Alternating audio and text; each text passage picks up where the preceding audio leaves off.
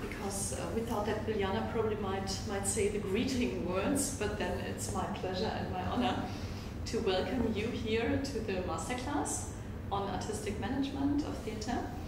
I would suggest that everybody introduces, yes, you introduce yourself, and then I will tell you what are the plans for the Masterclass.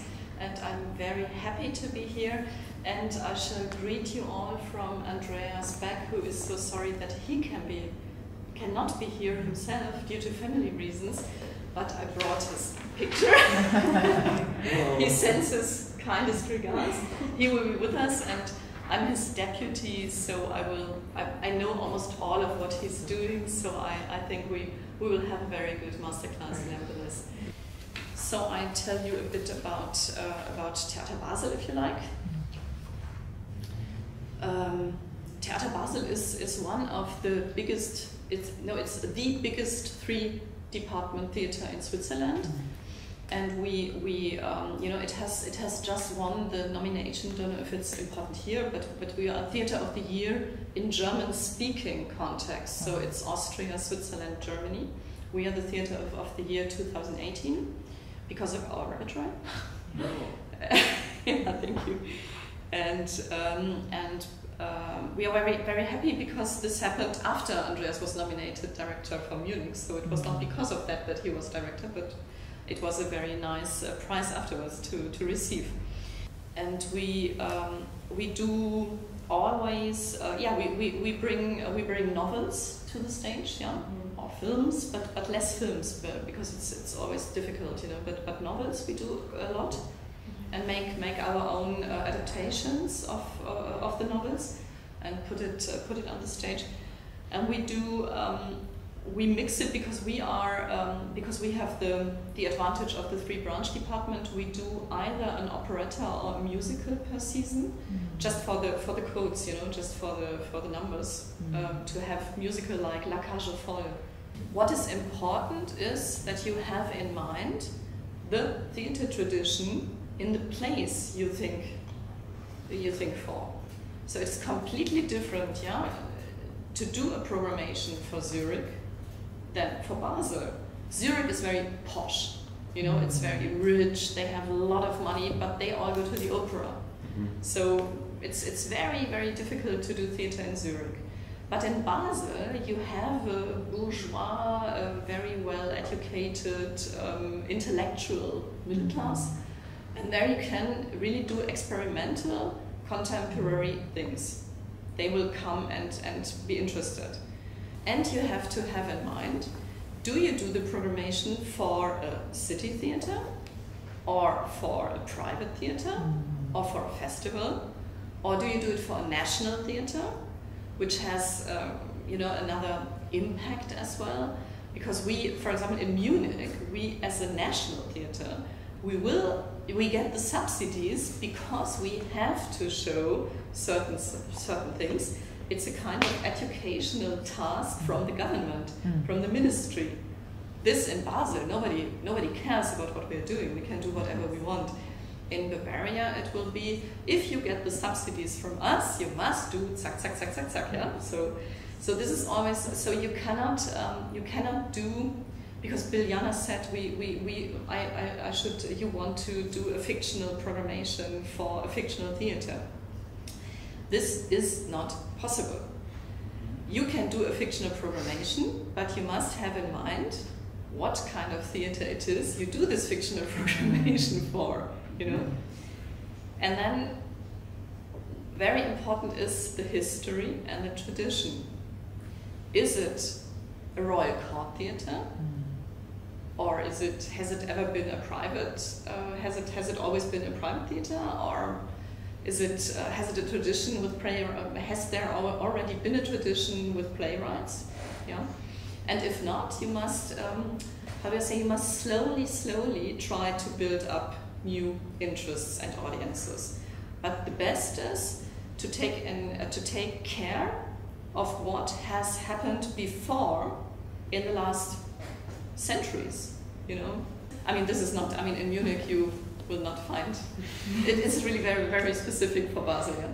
So I can't give you the clue how to get 200,000 for a sponsoring, but we tried it with, I mean, in Basel it's the possibility to do it either with industries like pharma, you know, Roche, Novartis, these big pharma concerns that come from the United States, or because they sometimes are interested in really, how do I say, being a good, you know, for the city. They have, you know, they are good for the employments, for the taxes, and for the culture in the city. So they want to have positive publicity, because usually pharma doesn't have a too good reputation. So they want to make a good reputation by giving money to the culture. So, and the banks, you know, banks, I mean, nobody is more bankrupt than banks, no? I mean, well, we have here Erste Bank supporting a lot of art recently, actually. Yeah, but the clash, you know, the Lehman crisis, you know, the big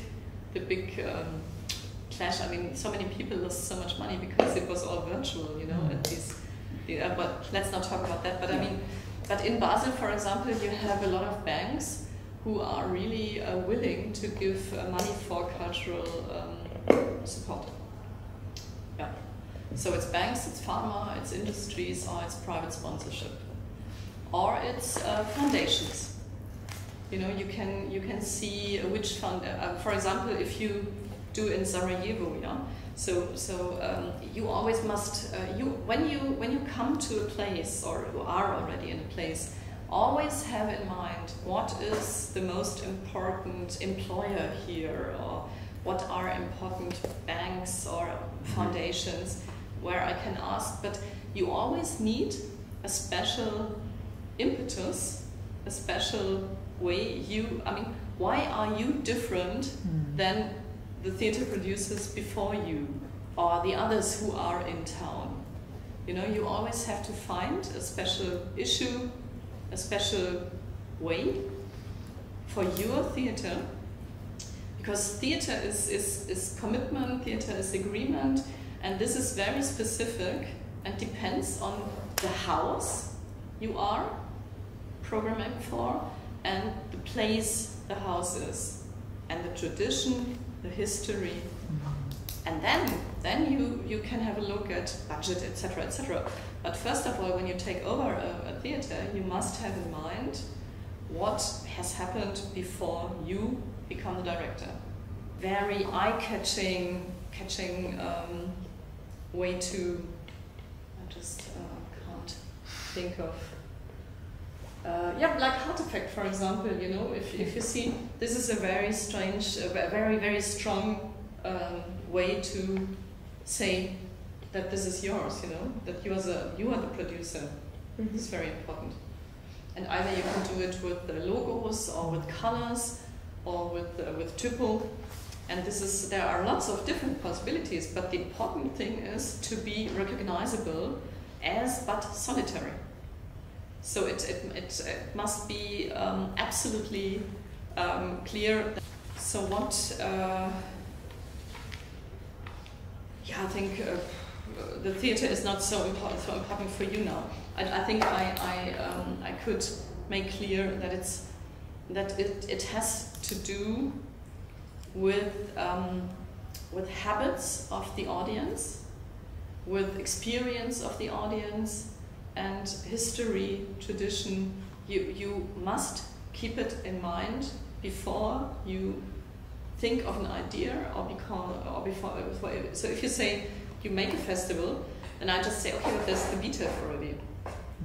So what is the specialty of your future festival in comparison to BTEF?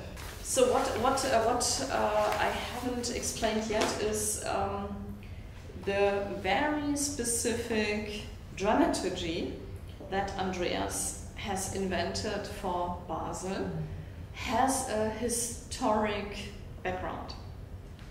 In the 60s, at the time when a very famous director, Werner Dügelin, probably you don't know him, but he's famous in Switzerland.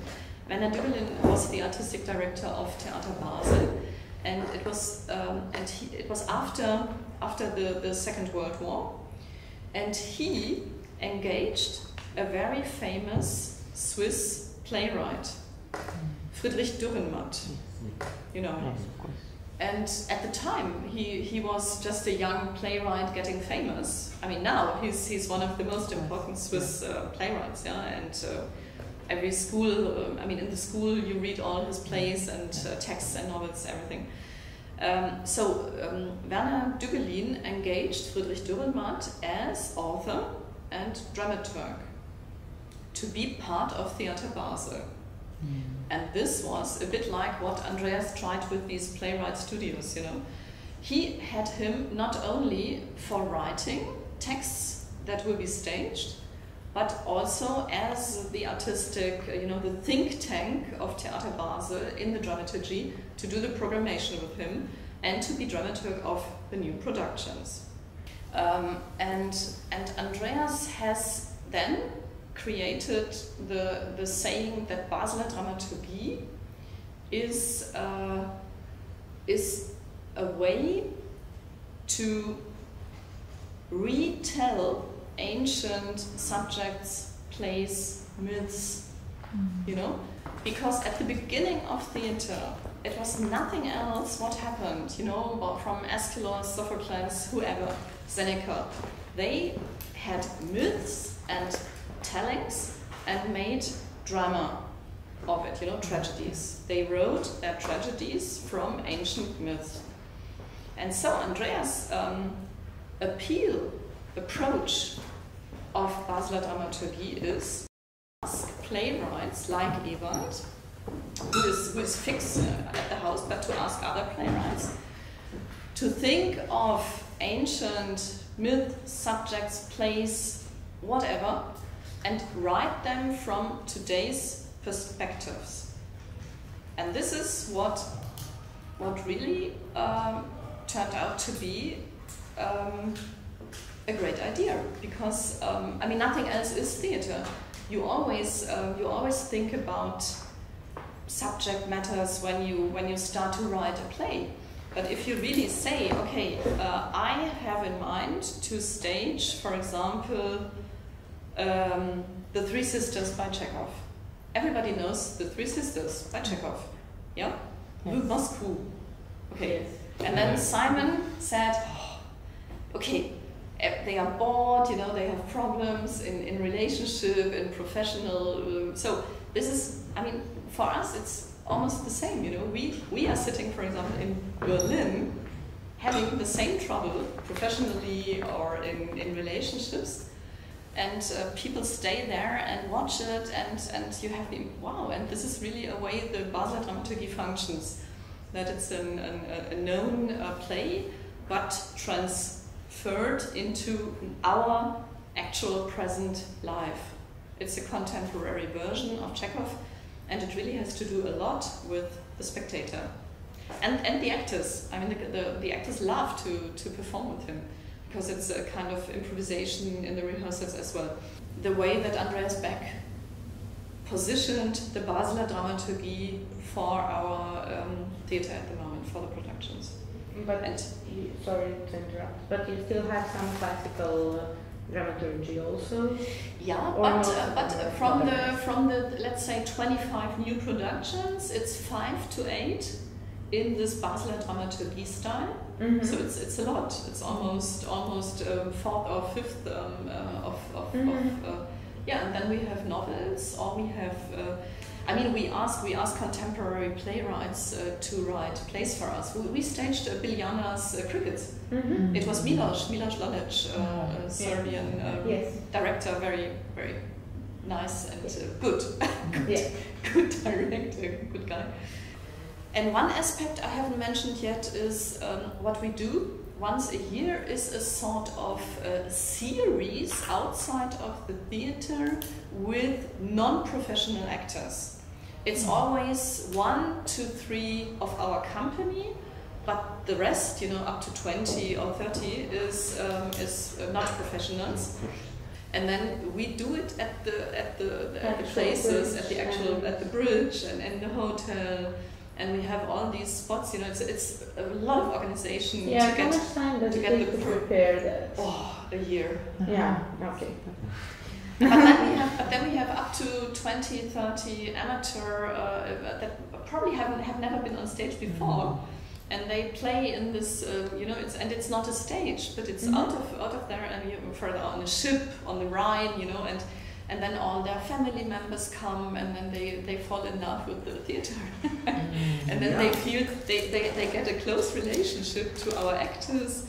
And then they come and say, okay, what do you do else, and where do you play? And then they come and look, and the families come with them, and it's all friends, and it's really a way to reach other groups of spectators that wouldn't dare to see a performance in the theater because they are afraid that they don't have the right clothes, or it's too expensive to get the tickets, you know. So it's still present everywhere that theater is, that at least it's and it doesn't cost it doesn't cost a fortune, you know, and you can go just like you come from work or from school, and this is really this is what we do every year, and this is so these are several aspects how we try to get different audiences, different spectators.